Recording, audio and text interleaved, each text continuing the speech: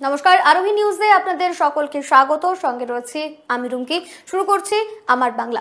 আর শুরুতে যে খবরের দিকে নজর রাখবো, আগামী সপ্তাহ থেকে চালু হচ্ছে লোকাল ট্রেন পরিষেবা। নবান্নে আজ রাজ্য রেল বৈঠকে ঠিক এই সিদ্ধান্তই নেওয়া হয়েছে। বুধবার থেকে চালানো হবে সমস্ত লোকাল ট্রেন এবং যেরকমটা জানা গিয়েছে, শিয়ালদায় 181 জোড়া লোকাল ট্রেন চলবে এবং হাওড়া ডিভিশনে 50 জোড়া লোকাল ট্রেন চালানো হবে। সব স্টেশনেই দাঁড়াবে লোকাল ট্রেন। শিয়ালদা ডিভিশনে 114 জোড়া লোকাল ট্রেন চলবে এবং কাউন্টার থেকেই মিলবে ট্রেনের টিকিট।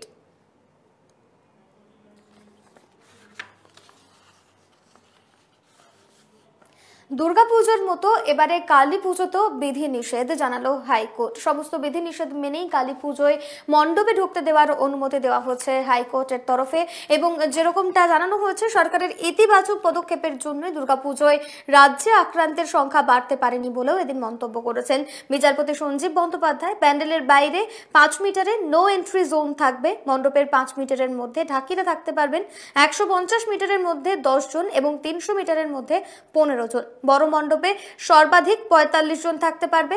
পুজো মণ্ডপের ভেতরে ও বাইরে স্যানিটাইজার, মাস্ক পরা বাধ্যতামূলক। এছাড়াও সামাজিক দূরত্ব বজায় রাখতে হবে বলে নির্দেশিকা জানিয়েছে কলকাতা হাইকোর্ট।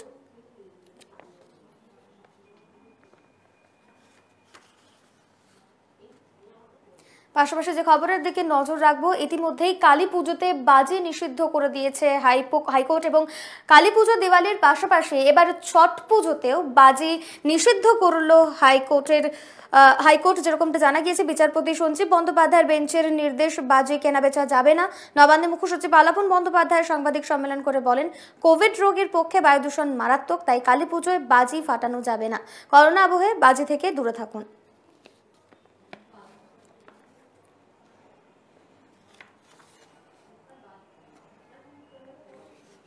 পাখির চোখ 2021 নির্বাচনের আগে রাজ্য সফরে স্বরাষ্ট্রমন্ত্রী অমিত শাহ দুদিনের ঠাসা কর্মসূচি।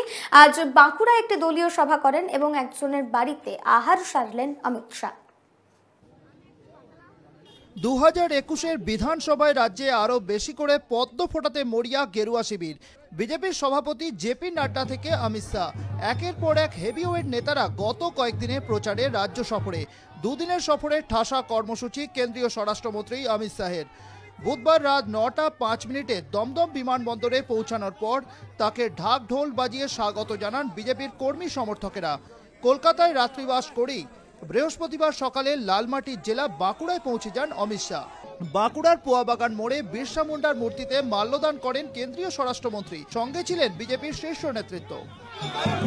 आज भगवान बिरसा मुंडा की प्रतिमा को श्रद्धांजलि देकर मेरे 2 दिन के बंगाल दौरे की शुरुआत हुई है। कल रात से मैं बंगाल में हूं। जहां पर भी गया इसी प्रकार का उत्साह, इसी प्रकार का स्वागत दिखाई पड़ता। एक और तो ममता सरकार के प्रति भयंकर जनाक्रोश दिखाई पड़ता है और दूसरी ओर श्री नरेंद्र मोदी के प्रति एक आशा और श्रद्धा दिखाई पड़ती है कि बंगाल के अंदर परिवर्तन श्री मोदी जी के नेतृत्व में ही आ सकता है। आदिवासी बहुल क्षेत्र के अंदर न आदिवासियों के लिए जो घर के पैसे भेजे हैं वो आदिवासियों तक पहुंचे हैं, ना किसानों को 6000 रुपया मिलना चाहिए हर साल वो मिल रहा है, ना हर गरीब परिवार को 5 लाख रुपए का स्वास्थ्य का सुविधा मिलना चाहिए वो भी नहीं मिल रहा। भारत सरकार की 80 से ज्यादा योजनाएं जो गरीब, दलित, आदिवासी और पिछड़े लोगों के लिए है, उसको ममता सरकार रोक कर बैठी है। পূর্ব নির্ধারিত কর্মসূচি অনুযায়ী এদিন দুপুরে বিভীষণ হাঁসদা নামে এক আদিবাসীর বাড়িতে মধ্যাহ্নভোজ সারেন অমিত শাহ। মেনুতে ছিল ভাত, ডাল, আলু পোস্ত, করলা ভাজা, পটল ভাজা, পোস্তর বড়া, বেগুন ভাজা, শাক ভাজা, চাটনি। কোনোদিন ভাবিনি যে স্বরাষ্ট্রমন্ত্রীর সাথে একসাথে বসে খাবো, আমার বাড়িতে এসে একসঙ্গে খাবো আর কি। কথা অল্প হলো, সময় আর কই। এরপর স্বরাষ্ট্রমন্ত্রী রবীন্দ্র ভবনে বৈঠক করেন রাঢ়বঙ্গের সাংগঠনিক জেলাগুলির বিজেপির নেতৃত্বের সঙ্গে। রাতে কলকাতায় ফিরে শুক্রবার সকালে দক্ষিণেশ্বর মন্দিরে যাওয়ার কথা অমিত শাহের। সেখান থেকে পণ্ডিত অজয় চক্রবর্তীর বাড়িতে যাবেন তিনি। সেখানে তাঁর সঙ্গে একান্ত আলাপচারিতা সারবেন কেন্দ্রীয় স্বরাষ্ট্রমন্ত্রী। এরপর তিনি যাবেন বিধাননগরের ইজেডসিসিতে। সেখানে কলকাতা ও লাগোয়া জেলাগুলির দলীয় নেতৃত্বের সঙ্গে বৈঠক করবেন তিনি। শুক্রবার রাতে দিল্লি ফিরে যাবেন অমিত শাহ। ব্যুরো রিপোর্ট, আরোহী নিউজ।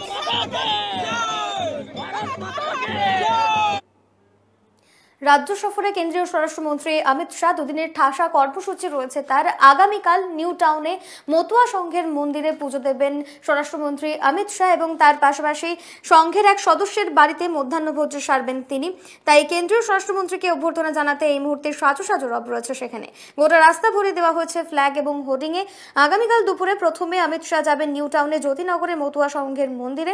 অন্যদিকে আগামীকাল দক্ষিণেশ্বরের ভবতারিণী মন্দিরেও পুজো দিতে যাবেন কেন্দ্রীয় স্বরাষ্ট্রমন্ত্রী। তার আগে দক্ষিণেশ্বর মন্দির চত্বর করা নিরাপত্তার ঘেরাটোপে মুড়ে ফেলা হচ্ছে গোটা এলাকা। মন্দিরে আসার জন্য জ্যোতিনগরের মুখ থেকে উনি ঢুকবেন এবং জ্যোতিনগর ক্লাব মাঠ থেকে আমাদের মন্দিরের যারা মায়েরা আছেন তারা থালায় করে ফুল নিয়ে অমিত শাহজির কনভয়ের উপরে পুষ্পবৃষ্টি করবেন এবং আমাদের ঠাকুরের ডঙ্কা, কাশি, নিশান এগুলো নিয়ে মন্দিরে প্রবেশ করবেন। অমিত শাহজি মন্দিরে প্রবেশ করার পরে মন্দিরে উনি পুজো করবেন। মন্দিরে পুজো করার পরে ওনাকে প্রসাদ দেওয়া হবে এবং ওনার হাতে একটা মানপত্র তুলে দেওয়া হবে। মতুয়াদের নিয়ে রাজনীতি করছেন মুখ্যমন্ত্রী মমতা বন্দ্যোপাধ্যায়। সংবাদ মাধ্যমের সামনে ঠিক এরকমটাই বললেন প্রদেশ কংগ্রেস সভাপতি অধীর রঞ্জন চৌধুরী। বৃহস্পতিবার কলকাতায় প্রদেশ কংগ্রেস ভবনে সাংবাদিকদের মুখোমুখি হয়েছিলেন অধীর চৌধুরী। তিনি বলেন, এখন কে বেশি মতুয়া তা প্রমাণ করার জন্যই মমতা বন্দ্যোপাধ্যায় উঠে পড়ে লেগেছেন। যেহেতু অমিত শাহ মতুয়াদের বাড়িতে খাবেন বলেছেন, তাই রাজ্যের শাসক দলের ঘুম উড়ে গিয়েছে। মতুয়া সম্প্রদায়কে নিয়ে বিজেপি ও তৃণমূল উভয়ই রাজনীতি শুরু করে দিয়েছে বলে জানিয়েছেন প্রদেশ কংগ্রেস সভাপতি। ইলেকটোরাল স্টান্ট হিসাবে দেখছি। কীভাবে দেখব? হঠাৎ অমিত শাহ আদিবাসী বাড়িতে মধ্যাহ্নভোজের কেন প্রয়োজন পড়লো? কারণ দেখাবে যে দেখো ভাই, আমি আদিবাসীদের সঙ্গে আমার কত সম্পর্ক আমি করতে চাই। তো লোক দেখানোর রাজনীতি। আবার মতুয়া বাড়িতে যেহেতু অমিত শাহ যাবে, দিদি তার থেকে বড় মতুয়া সেটা প্রমাণ করতে হবে। দিদি এবার একটা পুরস্কার করে দিন, মতুয়া শ্রী করে দিন কাউকে। 10 কোটি টাকা, পশ্চিমবঙ্গে কয়েক লক্ষ কি কয়েক কোটি মতুয়া আছে। কত মতুয়া আছে? এর আগে নবশুদ্ধদের জন্য করলো, তা নবশুদ্ধরা তো মতুয়া। উত্তরবঙ্গে নবশুদ্ধ তারাও তো মতুয়া। তা 10 কোটি টাকায় কোন মতুয়ার পকেটে ক পয়সা যাবে বলুন? 2021-এর নির্বাচন পাখির চোখ। তার আগে স্বরাষ্ট্রমন্ত্রী অমিত শাহ তিনি এসেছেন বিজেপির ভোট ব্যাংক শক্ত করতে। ঠিক অন্যদিকে তৃণমূল কংগ্রেসের পক্ষ থেকেও নেওয়া হচ্ছে একাধিক পদক্ষেপ। সেই মতোই আজ এক মহা মিছিলের আয়োজন করলেন বীরভূমের জেলা সভাপতি অনুব্রত মণ্ডল। এদিন একটি মহা মিছিল করা হয় তৃণমূল কংগ্রেসের পক্ষ থেকে। বাংলার প্রতি কেন্দ্রীয় সরকারের বঞ্চনার প্রতিবাদ এবং বোলপুর শহরের ডাকবাংলো ময়দান থেকে এই মিছিল করা হয়। এই মিছিলে বোলপুর চিত্রা মোড়ে শেষ হয়। সেখানেই শাসক দল তৃণমূল কংগ্রেসের পক্ষ থেকে অস্থায়ী মঞ্চ করা হয়। সেই মঞ্চে বীরভূম জেলা তৃণমূল নেতারা 21-এর নির্বাচন নিয়ে হুঙ্কার দেন। আমরা দেখালাম যে বিজেপি সরকার যে পরিমাণে শেষ করতে চলেছে ভারতবর্ষটাকে, ভারতবর্ষে অন্ধকার নামিয়ে এনেছে, দিনের পর দিনের মিথ্যা কথা বলছে। আর মমতা ব্যানার্জি 64টা প্রকল্প করেছে, অনেক সাংবাদিক নদীর হয়ে কথা বলছে।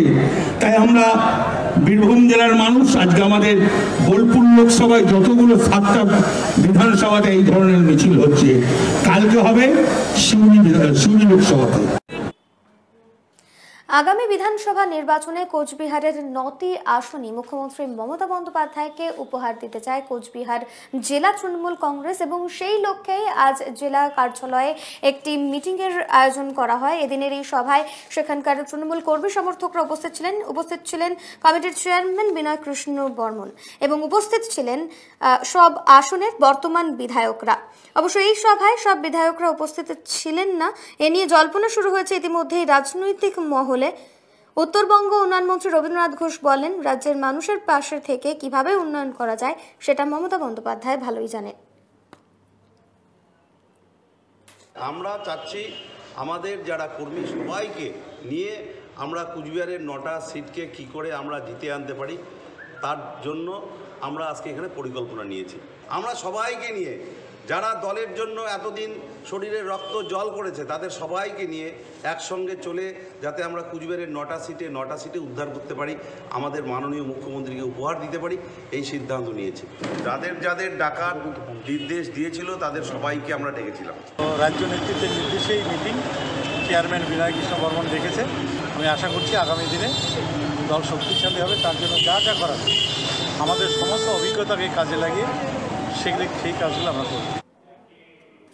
রামপুরহাটে একটি বাস ডিপো এবং বাস টার্মিনাসের উদ্বোধন করলেন মুখ্যমন্ত্রী মমতা বন্দ্যোপাধ্যায়। এদিন ভিডিও কনফারেন্সের মাধ্যমে বাস টার্মিনাসের উদ্বোধন করেন মুখ্যমন্ত্রী। এদিন তিনি ভার্চুয়াল কনফারেন্সের মাধ্যমে রাজ্যের বিভিন্ন প্রকল্পের পাশাপাশি রামপুরহাটে দক্ষিণবঙ্গ পরিবহন সংস্থা রামপুরহাট ডিপোর উদ্বোধন করেন। মুখ্যমন্ত্রীর ঘোষণার পরেই এলাকার বিধায়ক তথা রাজ্যের কৃষিমন্ত্রী আশিস বন্দ্যোপাধ্যায় ফিতে কেটে আনুষ্ঠানিকভাবে রামপুরহাট SBSTC ডিপোর উদ্বোধন করেন। মন্ত্রী আশিস বন্দ্যোপাধ্যায় জানান, রামপুরহাটের এই দক্ষিণবঙ্গ পরিবহন সংস্থার ডিপো ও বাস টার্মিনাসের জন্য রাজ্য সরকার 2,97,55,000 টাকা বরাদ্দ করেছিল। সেই টাকায় তৈরি হয়েছে এই বাস টার্মিনাস। এস্টিমেটেড অ্যামাউন্ট ছিল 3,26,01,825 টাকা। Date of sanction 6/8/2018, date of commitment 15/11/2018, date of completion 30/12/2019। Area of building 9,402 square feet. Ground floor bus stand और फर्स्ट फ्लोरे ticket counter, office passenger waiting room, bus stop waiting room, snack bar, toilet और canteen. আপাতত এই পর্যন্তই। অন্যান্য সব খবরের জন্য নজর রাখুন আরোহী নিউজে।